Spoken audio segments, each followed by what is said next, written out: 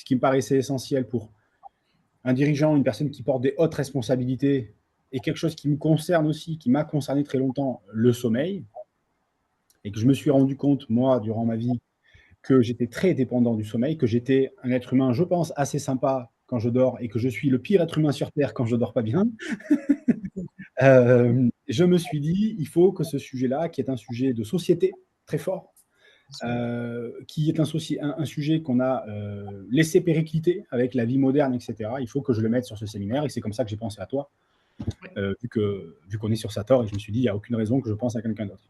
La thématique m'a vraiment intéressée parce que c'est une thématique qui est toujours en évolution. Il y a des choses qu'on disait il y a 10 ans qu'on ne dit plus aujourd'hui. C'est une thématique où les scientifiques font beaucoup, beaucoup de découvertes encore récentes et à tout âge. Mais moi, ça fait en fait maintenant 21 ans que je suis sophrologue et j'ai eu un parcours avant d'être sophrologue dans le sport, le sport de compétition. Et j'ai fait de la sophrologie dans le cadre de préparation de compétition sans le savoir. J'ai ensuite un parcours quand j'ai quitté le sport de compétition dans le monde du marketing et de la communication. Et dans mon parcours, j'ai été 15 ans en expatriation. J'ai eu l'occasion et la joie de vivre en Afrique du Sud, en Angleterre et aux Pays-Bas. Dans un moment où je suis revenue en France après être partie 8 ans, parce que les 15 ans ont été partagés en 2 sessions, j'ai fait un changement de carrière. Je suis revenue en fait à...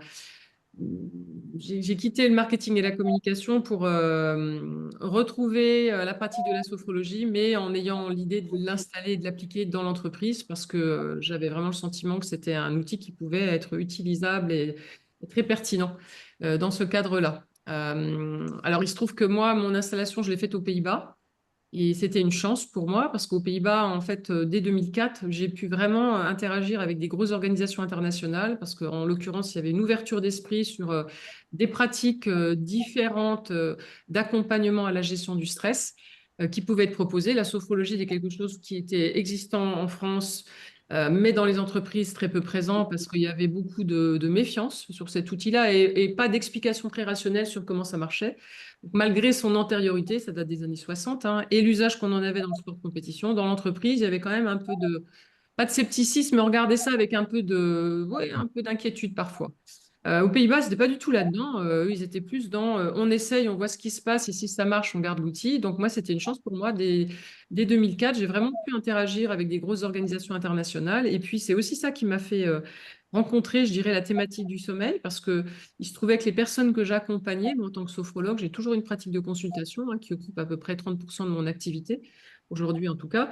Et puis, eh bien, j'avais des personnes qui étaient en arrêt maladie, pour certaines pour des problèmes de gestion de stress, des problèmes de dépression ou d'autres problématiques qui étaient émergentes. Même quand je questionnais la relation qu'elles avaient avec le sommeil était perturbé depuis très longtemps et c'était toujours les mêmes réponses que j'obtenais à cette question identique, comment vous dormez?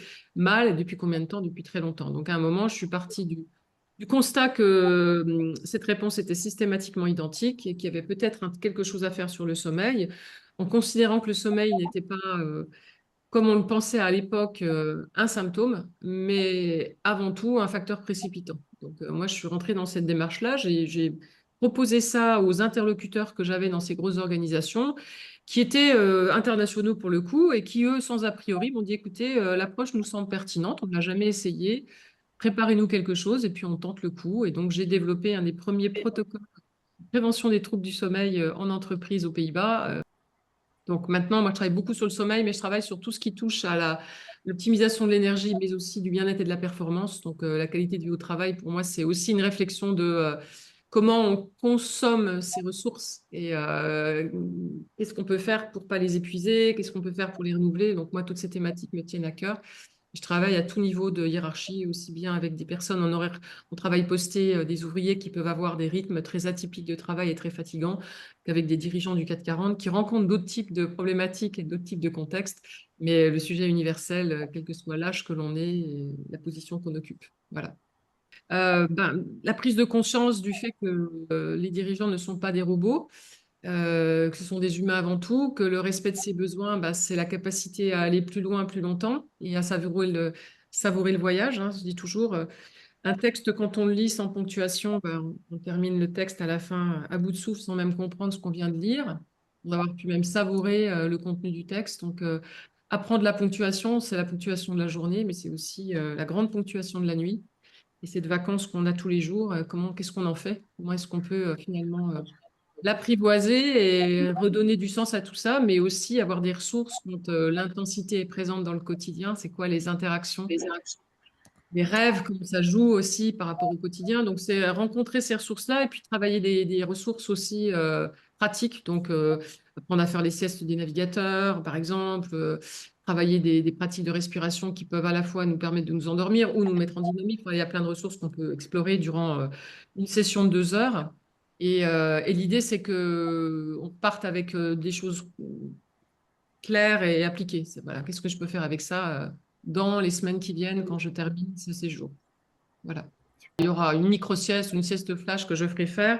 Il y aura aussi un monitoring de cohérence cardiaque pour montrer à quel point le stress impacte notre corps immédiatement en mode réflexe et comment, même si je suis un grand dirigeant, c'est pas, mon mode réflexe n'est pas altéré. C'est pas parce que j'ai un gros mental que ça change. C'est du mécanisme réflexe. Donc voilà. Et quand on le voit en vrai, ça change la capacité qu'on a à se dire que on est comme tout le monde, quoi. Ce qui est intéressant, c'est qu'Olivier Torres, il va parler de ça aussi, de l'isolement du dirigeant, finalement de tout ce qui se passe pour un certain nombre d'employés dans une entreprise et ce que va faire le dirigeant pour eux et souvent comment finalement il s'occupe pas de lui, quoi.